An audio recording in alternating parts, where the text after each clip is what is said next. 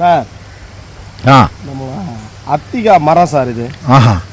எவ்வளோ காய் இருக்குது பாருங்க.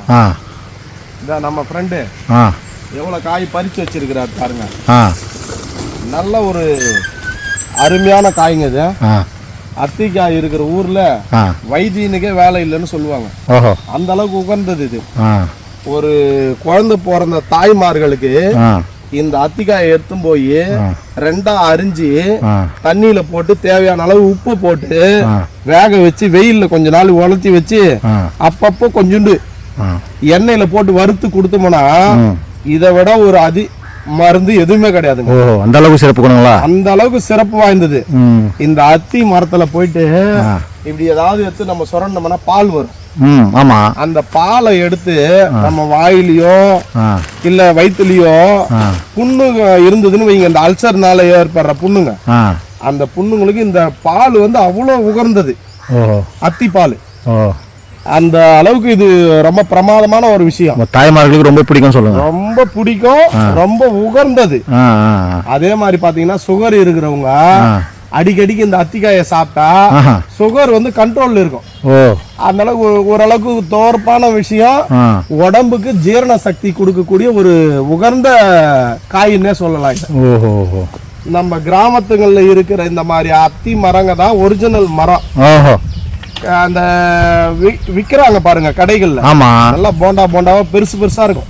அது வந்து ஹைபிரிட் மரங்க. நம்ம நாட்டு கோயில் இல்லாததுக்கு வெள்ளை கோயில் ஒண்ணு அந்த மாதிரி அது இன்ஜெக்ஷன் போடுறாங்களா அந்த மாதிரி. அந்த மாதிரி இது பாத்தீங்கன்னா இயற்கையா ஒரு வயல் காட்டுல ஒரு இடத்துல வந்திருக்குது. அதுல பாருங்க எவ்வளவு காய. அந்த காயை எடுத்துன்னு போய் ஒண்ணு ரெண்டா நறுக்கி இத பொரியலா செய்து சமையல்ல சாப்பிடலாம். இன்னொரு விஷயம், நான் சொன்ன மாதிரி ரெண்டா பகிர்ந்து உப்பு போட்டு நல்லா வேயிச்சு வெயில்ல காய வச்சு வத்தலா பயன்படுத்தலாம். இது மாதிரி சாப்பிட்டோம்னா நம்ம உடம்புக்கு அப்படி ஒரு அற்புதமான ஒரு மருந்து இது. அந்த அளவுக்கு எப்பேற்பட்ட வியாதிகளுக்கும் நல்லது. நல்ல நிறைய விட்டமின்ஸ் இருக்குன்னு சொல்லுங்க. நிறைய விட்டமின்ஸ் இருக்கு. மலைச்சிக்கல் வரவே வராதுங்க.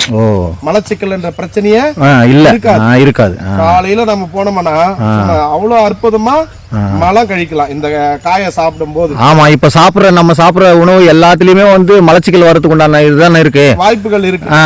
இந்த காயை சாப்பிட்டீங்கன்னா அந்த மலச்சிக்கல் என்ற பிரச்சனையே வராது. அதனாலதான் இவ்வளவு காயை பறிச்சு வச்சிருக்கிறோம். அந்த காயை எடுத்துன்னு போய் வீட்டுல தாய்மார்களுக்கு கொடுத்து இப்படிதான் செய்யணும் அப்படின்னு சொன்னோம்னா அவ்வளவு அற்புதமா செய்து தரணும். அவங்க செய்து தரும் போது நம்ம சாப்பிடறதுனால அவ்வளவு நன்மைகள் உண்டு. இத காலப்போக்குல அத்திக்காவே கிடைக்கிறது இல்ல. நம்ம மாதிரி கிராமத்துங்கள்ல தான் இந்த மாதிரி 1-2 மரங்க இருக்குது. அத வந்து நம்ம பயன்படுத்திக்காம விட்டுறோம். இது பாருங்க அவ்வளவு பழமும் ஒரே வாரம் 10 நாள்ல மறுபடியும் பழுத்து போயிடும். பழுத்து போச்சுன்னா எங்க இருக்கிற வவ்வாலும் இது வந்து சாப்பிடுறோம். அந்த வவ்வாலுங்களுக்கு தெரியுற விஷயம் கூட நமக்கு தெரியல. சப்பி சாப்பிட்டு அந்த திப்பி மட்டும் கீழே போட்டு போகுது. அவ்வளவு ஒரு அற்புதமான மரம் இந்த அத்தி மரம். இது மாதிரி இதனுடைய மருத்துவ குணங்களை சொல்லணும்னா சொல்லிக்கிட்டே போகலாம். அவ்வளவு ஒரு அற்புதமான மரம் இது. இந்த காய் மக்கள் கிடைச்சதுன்னா வாங்கி நான் சொன்ன மாதிரி பயன்படுத்தி சாப்பிட்டீங்கன்னா உடம்புக்கு பல நன்மைகள், எந்த நோய் நொடியும் வராது. அத்தி மரம் இருக்கிற ஊர்ல வைத்தியனுக்கே வேலை இல்லைன்னு ஒரு பழமொழியே உண்டு. அப்படியே அற்புதமா ஒரு காய் தான் இந்த அத்திக்காய். சரி, ஓகே. அப்ப பறிச்சிட்டீங்க, அப்படியே கிளம்புறீங்க போல. அவ்வளவுதான், வீட்டுக்கு போக வேண்டியதுதான். நல்ல தகவலா சொன்னீங்க, கண்டிப்பா ரொம்ப நன்றி. இன்னும் இது மாதிரி பல தகவல்களை பல காய்களை கனிகளை வச்சு நம்ம சொல்லுவோம்.